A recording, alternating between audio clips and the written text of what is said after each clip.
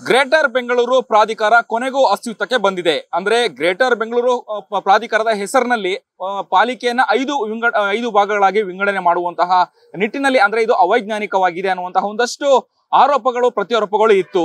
ಆದ್ರೆ ಈಗ ಈ ಬಗ್ಗೆ ಒಂದಷ್ಟು ಎನ್.ಆರ್. ರಮೇಶ್ ಅವರು ಸರ್ಕಾರದ ವಿರುದ್ಧ ಅಥವಾ ಮುಖ್ಯಮಂತ್ರಿಗೆ ಮನವಿ ಅಥವಾ ದೂರನ್ನ ಕೊಡುವಂತ ಮುಂದಾಗಿರುವಂತದ್ದು. ಅಂದ್ರೆ ಇದರಿಂದಾಗಿ ಅಂದ್ರೆ 5 ಭಾಗಗಳಾಗಿ ಪಾಲಿಕೆ ವಿಂಗಡಣೆ ಮಾಡಿದ್ರೆ ಕನ್ನಡಿಗರು ಅನಾಥರಾಗ್ತಾರೆ, ಇದು ಅವೈಜ್ಞಾನಿಕ ಬೆಳವಣಿಗೆ ಅನ್ನುವಂತಹ ಮಾಹಿತಿಯನ್ನ ಕೊಟ್ಟಿರುವಂತ. ಸದ್ಯ ನನ್ನೊಂದಿಗೆ ಎನ್.ಆರ್. ರಮೇಶ್ ಅವರು ಇದ್ದಾರೆ, ಬನ್ನಿ ಅವ್ರನ್ನೇ ಮಾತನಾಡ್ಸೋಣ.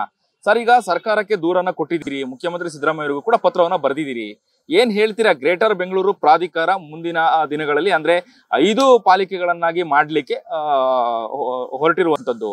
ಕೆಂಪೇಗೌಡರು ಕಟ್ಟಿದಂತಹ ಬೆಂಗಳೂರನ್ನ 5 ಭಾಗಗಳಲ್ಲಿ ಯಾಕೆ ಮಾಡ್ತೀರಾ ಅನ್ನೋದು ಈ ಹಿಂದೆನೂ ಕೂಡ ನೀವು ಒಂದಷ್ಟು ಕಿಡಿಕಾರಿದ್ರಿ ಸರ್ಕಾರದ ವಿರುದ್ಧ. ಏನ್ ಹೇಳ್ತೀರಾ ಈಗ? ಕಾಂಗ್ರೆಸ್ ಪಕ್ಷಕ್ಕೆ ತಿರುಕನ ಕನಸಿನಂತಾಗಿದ್ದಂತ ಬೃಹತ್ ಬೆಂಗಳೂರು ಮಹಾನಗರ ಪಾಲಿಕೆಯಲ್ಲಿ ಆಡಳಿತವನ್ನು ಹಿಡಿಲೇಬೇಕು ಅನ್ನೋ ಒಂದು ಏನೋ ಅವರ ಉದ್ದೇಶ ಆಯಿತು. ಅದು ಈಡೇರದೆ ಹೋಗಿ 2 ಅವಧಿಗೆ ಈಡೇರದೆ ಹೋಗಿದ್ರಿಂದ ಹೇಗಾದರೂ ಮಾಡಿ ವಾಮ ಮಾರ್ಗದಲ್ಲಾದರೂ BBMPಯ ಮೇಲೆ ತನ್ನ ಹಿಡಿತವನ್ನು ಸಾಧಿಸಬೇಕು ಅನ್ನೋ ಒಂದೇ ಒಂದು ದುರುದ್ದೇಶ ಇಟ್ಕೊಂಡು ಅತ್ಯಂತ ಅವೈಜ್ಞಾನಿಕವಾಗಿ ಇವತ್ತು ಬೃಹತ್ ಬೆಂಗಳೂರು ಮಹಾನಗರ ಪಾಲಿಕೆಯನ್ನು 5 ಪಾಲಿಕೆಗಳಾಗಿ ವಿಭಜನೆ ಮಾಡುವಂಥ ಒಂದು ದುರುದ್ದೇಶದ ಕೆಲಸಕ್ಕೆ ಇವತ್ತು ಕನ್ನಡ ವಿರೋಧಿ ಕೆಲಸಕ್ಕೆ ಇವತ್ತು ಸಿದ್ದರಾಮಯ್ಯನವ್ರ ಸರ್ಕಾರ ಮುಂದಾಗಿರ್ತಕ್ಕಂಥದ್ದು. ಮೊದಲಿಂದಲೂ ಸಿದ್ದರಾಮಯ್ಯನವರು ಕೆಂಪೇಗೌಡರ ವಿರೋಧಿ ನಿಲುವುಗಳನ್ನು ಬಹಿರಂಗವಾಗಿ ತೋರಿಸ್ಕೊಂಡು ಬರ್ತಾರಂಥದ್ದು. ಆದರೆ ನಮ್ಗೆ ಆಶ್ಚರ್ಯ ಆಗಿರುವಂಥದ್ದು, ಸ್ವತಃ DK ಶಿವಕುಮಾರ್ ಅವರು ಈ ಬೆಂಗಳೂರು ಮಹಾನಗರದ ಉಸ್ತುವಾರಿ ಸಚಿವರಾಗಿರ್ತಕ್ಕಂಥ DK ಶಿವಕುಮಾರ್ ಅವ್ರ ತಂದೆ ಹೆಸರೇ ಕೆಂಪೇಗೌಡರಾಗಿದ್ದು ಕೂಡ ನಾವು ಅವರಿಗೆ ಈ ವಿಷಯವನ್ನು ಮನವರಿಕೆ ನೇರವಾಗಿ ಮಾಡಿಕೊಟ್ರು ಕೂಡ ಎಲ್ಲೋ ಒಂದು ಕಡೆ ಕೆಂಪೇಗೌಡರು ನಿರ್ಮಾಣ ಮಾಡಿರ್ತಕ್ಕಂಥ ಈ ಮಹಾನಗರವನ್ನು ಹೊಡಿಲಿಕ್ಕೆ ಯಾಕೆ ಮನಸ್ಸು ಮಾಡಿದ್ರು ಅನ್ನೋದು ನಮ್ಗೆ ಇವತ್ತು ಅರ್ಥ ಆಗ್ತಾ ಇಲ್ಲ. ಇಲ್ಲಿ ಆಗಿರ್ತಕ್ಕಂಥದ್ದು 1-2 ಆರ್ಥಿಕ ಅಸಮತೋಲನ ದೊಡ್ಡ ಮಟ್ಟದಲ್ಲಿ ಆಗ್ತದೆ, ಹಾಗೆ ಪ್ರಾದೇಶಿಕ ಅಸಮತೋಲನ ದೊಡ್ಡ ಮಟ್ಟದಲ್ಲಿ ಆಗ್ತದೆ. ಎಲ್ಲದಕ್ಕಿಂತಲೂ ಇಲ್ಲಿ ಭಾಷಾ ಸಾಮರಸ್ಯ ಯಾವತ್ತೂ ಇಲ್ಲದೇ ಇರೋ ರೀತಿಯಲ್ಲಿ, ಧಾರ್ಮಿಕ ಸಾಮರಸ್ಯ ಯಾವುದೇ ರೀತಿ ಇಲ್ಲದೇ ಇರೋ ರೀತಿಯಲ್ಲಿ ಈ ಪಾಲಿಕೆಗಳನ್ನು ಇವರು ವಿಭಜನೆ ಮಾಡಿ ಕನ್ನಡಿಗರ ಮೇಲೆ, ಕೆಂಪೇಗೌಡರ ಮೇಲೆ ತಮ್ಮ ದೇಶವನ್ನ ತೀರಿಸ್ಕೊಳ್ಳುವಂತ ಒಂದು ಕೆಲಸಕ್ಕೆ ಮುಂದಾಗಿರ್ತಕ್ಕಂಥದ್ದು. ಮೊದಲು ಹೇಗೆ ಅನಾಥರಾಗ್ತಾರೆ ಅಂತೇಳಿ ಹೇಳ್ತಿದ್ದೀರಾ ನೀವು? ಯಾವ್ದು ಅವೈಜ್ಞಾನಿಕವಾಗಿ ಏನು ಅನ್ನುವಂಥದ್ದು ಅದ್ರ ಬಗ್ಗೆ ಹೇಳೋದು? ಅವೈಜ್ಞಾನಿಕ ಅಂತ ಹೇಳೋದಾದ್ರೆ ಮೊದಲನೇದಾಗಿ 3,40,000 ಜನಸಂಖ್ಯೆ ಇರ್ತಕ್ಕಂಥ ದೆಹಲಿ ಮಹಾನಗರ, 2,17,00,000 ಜನಸಂಖ್ಯೆ ಇರ್ತಕ್ಕಂಥ ಮುಂಬೈ ಮಹಾನಗರ, 1,56,00,000 ಜನಸಂಖ್ಯೆ ಇರ್ತಕ್ಕಂಥ ಚೆನ್ನೈ ಮಹಾನಗರ, 1,22,000 ಇದು ಕೋಲ್ಕತ್ತಾ ನಗರ, 1,22,00,000 ಜನಸಂಖ್ಯೆ ಇರ್ತಕ್ಕಂಥ ಚೆನ್ನೈ, ಹಾಗೆ 1,12,00,000 ಜನಸಂಖ್ಯೆ ಇರ್ತಕ್ಕಂಥ ಹೈದರಾಬಾದ್ ನಗರಗಳಲ್ಲಿ ಒಂದೊಂದೇ ಪಾಲಿಕೆ ಇರುವಾಗ 1,40,00,000 ಜನಸಂಖ್ಯೆ ಇರ್ತಕ್ಕಂಥ ಬೆಂಗಳೂರು ಮಹಾನಗರವನ್ನು ವಿಭಜನೆ ಮಾಡೋ ಅವಶ್ಯಕತೆ ಇರಲಿಲ್ಲ. ಇವತ್ತು 5 ಪಾಲಿಕೆಗಳಿಗೆ 100 ವಾರ್ಡ್ ಅಂತ ಹೇಳಿದ್ದಾರೆ. ಅಂದರೆ ಪಟ್ಟಣ ಪುರಸಭೆಗಳಿಗಿಂತಲೂ ಕಡೆಯಾಗಿ ಇವತ್ತು ಇಲ್ಲಿ ಪಾಲಿಕೆ ರೂಪುಗೊಳ್ತಾ ಇರ್ತಕ್ಕಂಥದ್ದು. ಕನಕಪುರ ಪುರಸಭೆ ಇರ್ಬೋದು, ಮಳವಳ್ಳಿ ಪುರಸಭೆ, ಈ ಥರ ಪುರಸಭೆಗಳಿಗಿಂತಲೂ ಕಡೆಯದಾಗಿ ಇವತ್ತು ಬೆಂಗಳೂರು ಮಹಾನಗರವನ್ನು ಇವರು ತೊಗೊಂಡೋಗಕ್ಕೆ ಸಿದ್ಧವಾಗಿರ್ತಕ್ಕಂಥದ್ದು. ಯಾವ ರೀತಿ ಅಂತಂದರೆ ಆರ್ಥಿಕ ಅಸಮತೋಲನ ಹೇಗಾಗುತ್ತೆ ಅಂತಂದರೆ, ಇವರು ಇವತ್ತು ರಚನೆ ಮಾಡಿರ್ತಕ್ಕಂಥ 5 ಪಾಲಿಕೆಗಳಿಗೆ ಈಗಿನ ಆಸ್ತಿ ತೆರಿಗೆಯನ್ನು ಸಂಗ್ರಹ ಆಗ್ತದೆ, ಅದನ್ನು ಹಂಚಿಕೆ ಮಾಡಿ ನೋಡಿದಾಗ ದಕ್ಷಿಣ ಕೇಂದ್ರ ಪಾಲಿಕೆಗೆ 400 ಕೋಟಿ ರೂಪಾಯಿಯಷ್ಟು, ಹಾಗೆ ಉತ್ತರ ಪಾಲಿಕೆಗೆ 600 ಕೋಟಿ ರೂಪಾಯಿಯಷ್ಟು, ದಕ್ಷಿಣ ಪಾಲಿಕೆಗೆ 700 ಕೋಟಿ ರೂಪಾಯಿಯಷ್ಟು, ಹಾಗೆ ಪೂರ್ವ ಪಾಲಿಕೆಗೆ 1,500ರಿಂದ 1,600 ಕೋಟಿ ರೂಪಾಯಿಯಷ್ಟು, ಪಶ್ಚಿಮ ಪಾಲಿಕೆಗೆ 600 ಕೋಟಿ ರೂಪಾಯಿಯಷ್ಟು ಆಸ್ತಿ ತೆರಿಗೆ ಸಂಗ್ರಹ ಆಗುತ್ತೆ. ಇಲ್ಲಿ ನೋಡಿದಾಗ ಪೂರ್ವ ಪಾಲಿಕೆ ಆರ್ಥಿಕವಾಗಿ ಶ್ರೀಮಂತವಾದಂಥ ಪಾಲಿಕೆ ಆಗುತ್ತೆ, ಕೇಂದ್ರ ಪಾಲಿಕೆ ಆರ್ಥಿಕವಾಗಿ ತುಂಬ ದುರ್ಬಲ ಸ್ಥಿತಿಗೆ ತಲುಪುವಂಥ ಕೆಲಸ ಆಗ್ತದೆ. ಇದು ಆರ್ಥಿಕ ಅಸಮತೋಲನಕ್ಕೆ ದೊಡ್ಡ ಮಟ್ಟದಲ್ಲಿ ದಾರಿ ಮಾಡ್ಕೊಳ್ಳೋದು. ಅದ್ರ ಮೂಲಕ ನಿರುದ್ಯೋಗ ಸಮಸ್ಯೆ, ಹಾಗೆ ಒಂದು ಭಾಷಾ ಇದು ಬೇರೆ ಬೇರೆ ಸಮಸ್ಯೆಗಳು, ಇಲ್ಲಿ ಸಾಮಾಜಿಕ ಸಮಸ್ಯೆಗಳು, ರಿಯಲ್ ಎಸ್ಟೇಟ್ ಸಮಸ್ಯೆಗಳು ಉತ್ಪತ್ತಿ ತನ್ನಂತಾನೆ ಉತ್ಪತ್ತಿ ಆಗುತ್ತೆ. ಇದ್ರ ಜೊತೆಗೆ ಇಲ್ಲಿ ನಾವು ನೋಡಿದಾಗ ಭಾಷಾ ಸಮಸ್ಯೆ, ಧಾರ್ಮಿಕ ಸಮಸ್ಯೆ ಹೇಗಾಗತ್ತೆ ಅಂತ ನೋಡಿದಾಗ ಇವರು ಇಲ್ಲಿ ಮಾಡಿರ್ತಕ್ಕಂಥ ಪಾಲಿಕೆಗಳನ್ನು ನೀವು ಕೂಲಂಕುಷವಾಗಿ ಆ ಪಾಲಿಕೆಗೆ ಸೇರಿಸಿರ್ತಕ್ಕಂಥ ವಿಧಾನಸಭಾ ಕ್ಷೇತ್ರಗಳನ್ನು, ಪ್ರದೇಶಗಳನ್ನು ನೋಡಿದಾಗ ಕೇಂದ್ರ ಪಾಲಿಕೆ ಸಂಪೂರ್ಣವಾಗಿ 90% ಉರ್ದುಮಯ, 10% ತಮಿಳುಮಯ ಆಗ್ತದೆ. ಹಾಗೆ ಉತ್ತರ ಪಾಲಿಕೆ ಸಂಪೂರ್ಣವಾಗಿ ಉರ್ದು ಮತ್ತು ತೆಲುಗು ಭಾಷಾಮಯ ಆಗ್ತದೆ. ದಕ್ಷಿಣ ಪಾಲಿಕೆ ಉರ್ದು, ತೆಲುಗು ಸಂಪೂರ್ಣವಾಗಿ ಭಾಗಶಃ ಕನ್ನಡಮಯ ಆಗ್ತದೆ. ಹಾಗೆ ಪೂರ್ವ ಪಾಲಿಕೆ ಸಂಪೂರ್ಣವಾಗಿ ತೆಲುಗು ಮತ್ತು ಉತ್ತರ ಭಾರತೀಯ ಭಾಷಾಮಯ ಆಗ್ತದೆ. ಪಶ್ಚಿಮ ಪಾಲಿಕೆ ಮಾತ್ರ ಕನ್ನಡ ಭಾಷಾಮಯ ಆಗುವಂಥ ಪಾಲಿಕೆಗಳಾಗ್ತದೆ. ನೀವು ಬೇಕಾದ ಪ್ರದೇಶಗಳನ್ನು ನೋಡಿದಾಗ ಇಲ್ಲಿ ಗೊತ್ತಾಗತ್ತೆ. ಇಲ್ಲಿ ನಾವು ಒಂದು ಗಮನಿಸಬೇಕಾಗಿರ್ತಕ್ಕಂಥದ್ದು, ಉರ್ದು ಭಾಷಿಕರು 3 ಪಾಲಿಕೆಗಳಲ್ಲಿ ತುಂಬ 100ಕ್ಕೆ 100% ಹಿಡಿತ ಸಾಧಿಸ್ತಾರೆ. ಆ ಉರ್ದು ಭಾಷಿಕರು ಇಲ್ಲಿ ಮಹಾಪೌರರಾಗಿ ಆಯ್ಕೆ ಆಗ್ತಾರೆ. ದುರಂತ ಅಂದರೆ ಯಾವ ಕೇಂದ್ರ ಕಚೇರಿ ಇದು 1949ರಲ್ಲಿ ಪ್ರಾರಂಭ ಆಯಿತೋ, ಈ ಕೇಂದ್ರ ಕಚೇರಿ ಇರ್ತಕ್ಕಂಥ ಬೆಂಗಳೂರಿನ ಕರ್ನಾಟಕ ರಾಜ್ಯದ ಮೊಟ್ಟ ಮೊದಲ ಕೆಂಪೇಗೌಡರ ಪ್ರತಿಮೆ ನಿರ್ಮಾಣ ಆಗಿರ್ತಕ್ಕಂಥ ಈ ಒಂದು ಮುಂಭಾಗ ಇರ್ತಕ್ಕಂಥ ಈ ಒಂದು ಕೇಂದ್ರ ಪಾಲಿಕೆ ಯಾವತ್ತಿಗೂ ಕೂಡ ಒಬ್ಬ ಹಿಂದೂ ಆಗಲಿ, ಒಬ್ಬ ಕನ್ನಡಿಗನಾಗಲಿ ಮಹಾಪೌರನಾಗಿ ಆಯ್ಕೆ ಆಗ್ಲಿಕ್ಕೆ ಸಾಧ್ಯನೇ ಇಲ್ಲ. ಅಂಥ ಒಂದು ಸ್ಥಿತಿಗೆ ಇವತ್ತು ಕೇಂದ್ರ ಪಾಲಿಕೆನ ರಚನೆ ಮಾಡಿರ್ತಕ್ಕಂಥದ್ದು ನೋಡಿದಾಗ ನಿಮ್ಗೆ ಗೊತ್ತಾಗುತ್ತೆ. ಕಳೆದ BBMP ರಚನೆ ಆದ ನಂತರ ನಡೆದಂಥ ಮೊದಲನೇ ಚುನಾವಣೆ 2010ರಲ್ಲಿ ನಡೆದಂಥ ಚುನಾವಣೆಯಲ್ಲಿ 58 ಸ್ಥಾನ, ಹಾಗೆ 2015ರಲ್ಲಿ ನಡೆದಂಥ 2ನೇ ಚುನಾವಣೆಯಲ್ಲಿ 70 ಸ್ಥಾನಗಳನ್ನು ಮಾತ್ರ ಗಳಿಸಲಿಕ್ಕೆ ಸಾಧ್ಯ ಆದಂಥ ಕಾಂಗ್ರೆಸ್ ಪಕ್ಷ ಇದೇ ರೀತಿ ಮುಂದುವರೆದ ಇವತ್ತಿನ ಸ್ಥಿತಿ ಹಾಲು, ನೀರು, ವಿದ್ಯುತ್ ಶಕ್ತಿ, ಬಸ್ ದರ ಎಲ್ಲ ದರವನ್ನು ಏರಿಕೆ ಮಾಡಿ ಬೆಂಗಳೂರು ನಾಗರಿಕರ ಆಕ್ರೋಶಕ್ಕೆ ಕಾರಣವಾಗಿರ್ತಕ್ಕಂಥ ಸಿದ್ದರಾಮಯ್ಯ ಸರ್ಕಾರ ಮತ್ತು ಗ್ಯಾರಂಟಿ ಯೋಜನೆಗಳು ಈಗಾಗಲೇ ನೆಗೆದು ಬಿದ್ದಿರೋದ್ರಿಂದ ಜನಾಭಿಪ್ರಾಯ ತಮ್ಮ ವಿರುದ್ಧ ಇದೆ ಮತ್ತು ತಾವು ನಡೆಸಿದಂಥ ಆಂತರಿಕ ಸಮೀಕ್ಷೆಯಲ್ಲಿ 30 ರಿಂದ 40 ಸ್ಥಾನ ಕೂಡ ಗೆಲ್ಲಿಕ್ಕೆ ಸಾಧ್ಯ ಇಲ್ಲ ಅನ್ನೋ ಸಮೀಕ್ಷಾ ವರದಿ ಬಂದ ನಂತರ ಹೇಗಾದರೂ ಮಾಡಿ ಶತಾಯಗತಾಯ BBMP ಸಂಪೂರ್ಣವಾಗಿ ನಮ್ಮ ಹಿಡಿತಕ್ಕೆ ತಗೋಬೇಕು ಅನ್ನೋ ಒಂದು ದುರುದ್ದೇಶ ಇಟ್ಕೊಂಡು ಇವತ್ತು 5 ಪಾಲಿಕೆಗಳಾಗಿ ವಿಭಜನೆ ಮಾಡಿ ಇವತ್ತು ಯಾವ ರೀತಿ ಸೇಡನ್ನು ತೀರಿಸ್ಕೊಂಡಿದ್ದಾರೆ ಅಂದರೆ 2008ರಲ್ಲಿ ಪ್ರಾದೇಶಿಕವಾಗಿ ಡಿಲಿಮಿಟೇಷನ್ ಆದ ನಂತರ ರಚನೆಯಾದಂಥ 28 ವಿಧಾನಸಭಾ ಕ್ಷೇತ್ರಗಳ ಪೈಕಿ ನಿರಂತರವಾಗಿ ಬಿಜೆಪಿ ಅಭ್ಯರ್ಥಿ ಆಯ್ಕೆಯಾಗಿ ಬರ್ತಾ ಇರ್ತಕ್ಕಂಥ ವಿರೋಧ ಪಕ್ಷದ ನಾಯಕರು ಪ್ರತಿನಿಧಿಸುವಂಥ ಪದ್ಮನಾಭನಗರ ವಿಧಾನಸಭಾ ಕ್ಷೇತ್ರವನ್ನು 2 ಭಾಗ ಮಾಡಿ ದಕ್ಷಿಣ ಮತ್ತು ಪಶ್ಚಿಮ ಪಾಲಿಕೆಗೆ ಹರಿದಂಚಿರುವಂಥದ್ದು. ಕಳೆದ ಲೋಕಸಭೆ ಚುನಾವಣೆಯಲ್ಲಿ DK ಸುರೇಶ್ ಅವರ ಸೋಲ್ನಲ್ಲಿ ಮಹತ್ವಪೂರ್ಣ ಪಾತ್ರ ವಹಿಸಿದಂಥ ರಾಜರಾಜೇಶ್ವರಿ ವಿಧಾನಸಭಾ ಕ್ಷೇತ್ರ ಏನಿದೆ ಆ ರಾಜರಾಜೇಶ್ವರಿ ನಗರ ವಿಧಾನಸಭಾ ಕ್ಷೇತ್ರ 90,000 ಮತಗಳ ಅಂತರವನ್ನು ಏನು ಬಿಜೆಪಿ ಅಭ್ಯರ್ಥಿಗೆ ಕೊಟ್ಟಿತ್ತು ಆ ಸೋಲನ್ನು ಇಲ್ಲವೂ ಅರಿಸ್ಕೊಳ್ಳೋಕ್ಕಾಗದಿರ್ತಕ್ಕಂಥ DK ಸುರೇಶ್, DK ಶಿವಕುಮಾರ್ ಅವರು ಶತಾಯಗತಾಯ ಅದನ್ನು ವಿಭಜನೆ ಮಾಡಬೇಕು ಅಂತ 3 ಪಾಲಿಕೆ ಮಾಡಿರ್ತಕ್ಕಂಥದ್ದು.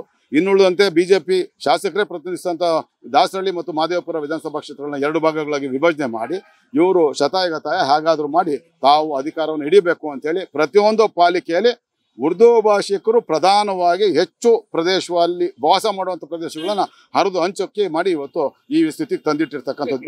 ಎಲ್ಲಿ ಹೋಗುತ್ತೆ ಪರಿಕಲ್ಪನೆ ರಾಂಗ್ ಅಂತ ಹೇಳ್ತೀರಾ? 100ಕ್ಕೆ 100 ಗ್ರೇಟರ್ ಬ್ಯಾಂಗ್ಳೂರ್ ಅಥಾರಿಟಿ ಅನ್ನೋದು ರಾಂಗ್, ಅದು ತಪ್ಪು. ಅದು ಅವತ್ತಿಂದ ನಾವು ಅದನ್ನ ವಿರುದ್ಧ ಮಾಡ್ಕೊಂಡ್ ಬರ್ತಾ ಇದೀವಿ. ಇವಾಗ BBMP ಇವತ್ತು 5 ಪಾಲಿಕೆ ರಚನೆ ಮಾಡಿದ್ದಾರೆ. ಅದರಲ್ಲಿ ಏನಾಗುತ್ತೆ ಅಂತ ನಾವು ಕನ್ನಡಿಗರು, ವಿಶೇಷವಾಗಿ ಬೆಂಗಳೂರಿನ ಮೂಲ ನಿವಾಸಿಗಳು ನಾವು ನೋಡಬೇಕು. ಖಂಡಿತವಾಗ್ಲೂ ಏನಾಗುತ್ತೆ, ಸೂರ್ಯ ಮುಳುಗದ ಸಾಮ್ರಾಜ್ಯ ಅಂತ ಏನು ಇವತ್ತು ಬ್ರಿಟಿಷರು ತಮ್ಮನ್ನು ತಾವು ಕರ್ಕೊಂತ ಇದ್ರು, ಅವರ ಮೂಲ ಸ್ಥಾನ ಲಂಡನ್ ಮಹಾನಗರದ ಸ್ಥಿತಿ ಇವತ್ತು ಏನಾಗಿದೆ ನೋಡಿ. ಕಳೆದ 3 ಅವಧಿಯಿಂದ ಅರೇಬಿಕ್ ಮತ್ತು ಉರ್ದು ಭಾಷಿಕರನ್ನ ಹೊರತುಪಡಿಸಿ ಯಾರು ಮೇಯರ್ ಆಗ್ಲಿಕ್ಕೆ ಸಾಧ್ಯ ಆಗಿಲ್ಲ.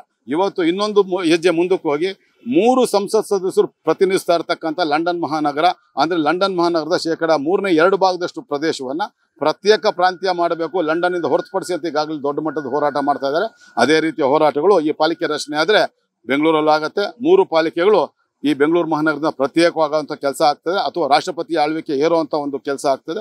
ಇದನ್ನೆಲ್ಲ ನಾವು ನೋಡ್ಕೊಂಡು ಸುಮ್ಮನೆ ಇರ್ಲಿಕ್ಕೆ ಸಾಧ್ಯ ಇಲ್ಲ. ಒಬ್ಬ ರಾಜಕೀಯ ಪಕ್ಷದ ಕಾರ್ಯಕರ್ತನಾಗಲ್ಲ, ಒಬ್ಬ ಹೋರಾಟಗಾರನಾಗಿ ನಾನು ಹೇಳ್ತಾ ಇರ್ತಕ್ಕಂಥ ಈಗಾಗಲೇ ಬಿಜೆಪಿ ಮತ್ತು JDS ಸ್ಪಷ್ಟವಾಗಿ ತಮ್ಮ ಅಭಿಪ್ರಾಯ ತಿಳಿಸಿದೆ. ಇವತ್ತು ವಿರೋಧ ಪಕ್ಷದ ನಾಯಕರಾಗಿರ್ತಕ್ಕಂಥ ಆರ್ ಅಶೋಕ್ ಅವರು ಮತ್ತು ರಾಜ್ಯಾಧ್ಯಕ್ಷರಾಗಿರ್ತಕ್ಕಂಥ ವಿಜೇಂದ್ರ ಅವ್ರ ನೇತೃತ್ವದಲ್ಲಿ ಶಾಸಕರು ಸಂಸದರು ಸಭೆ ನಡೀತಾ ಇದೆ. ಅವರು ಹೋರಾಟದ ರೂಪುರೇಷೆ ನಿರ್ಧಾರ ಮಾಡ್ತಾರೆ. ಆದರೆ ಅದು ಒಂದೇ ಸಾಕಾಗಲ್ಲ.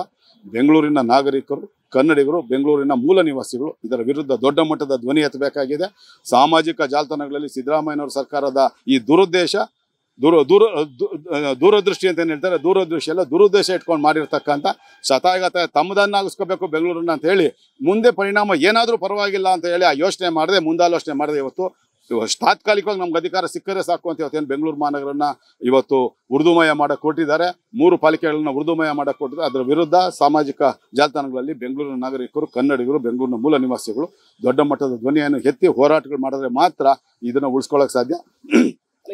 ಜಾಗೃತಿ ಮಾಡ್ಲಿಕ್ಕೆ ಏನಾದ್ರು ಮುಂದಾಗಿದ್ರೆ ನೀವು ಹೇಗೆ ಏನು ಅಂತ? ಯಾಕಂದ್ರೆ ಮುಖ್ಯಮಂತ್ರಿ ಸಿದ್ದರಾಮಯ್ಯ ಅವರಿಗೆ ಲೆಟರ್ ಬರ್ತಿದ್ದೀರಾ, ಸೋಷಿಯಲ್ ಮೀಡಿಯಾದಲ್ಲಿ ಅವೇರ್ನೆಸ್ ಮಾಡ್ಬೇಕು ಅಂತ ಹೇಳ್ತೀರಾ. ಜಾಗೃತಿ ಏನಾದ್ರು ಮೂಡಿಸ್ತಾರ ರಮೇಶ್ ಅವರು? 100ಕ್ಕೆ 100 ಇದಕ್ಕೆ ಸಾಮಾಜಿಕ ಜಾಲತಾಣಗಳಲ್ಲಿ ಒಬ್ಬ ನಾಗರಿಕನಾಗಿ, ಬೆಂಗಳೂರಿನ ನಾಗರಿಕನಾಗಿ, ಒಬ್ಬ ಹೋರಾಟಗಾರನಾಗಿ ಸಿದ್ದರಾಮಯ್ಯ ಮತ್ತು DK ಶಿವಕುಮಾರ್ ಇಬ್ಬರು ಹಠಮಾರಿಗಳಾಗಿದ್ದು ಅವರದು ನಮಗೆಲ್ಲ ಗೊತ್ತಿರತಕ್ಕಂಥದ್ದು. ತಾವು ನಡೆದಿದ್ದೇ ದಾರಿ, ತಾವು ಹೇಳಿದ ನಡಿಬೇಕು ಅನ್ನೋ ಒಂದು ಹಠಕ್ಕೆ ಬಿದ್ದಿರೋದ್ರಿಂದ ಈಗಾಗಲೇ ಆಕ್ಷೇಪಣಾ ಸಲ್ಲಿಕೆಗೆ ಅವಕಾಶ ಇದೆ ಅಂತ ಪತ್ರಿಕೆಗಳಲ್ಲಿ ನೋಡ್ತೀವಿ.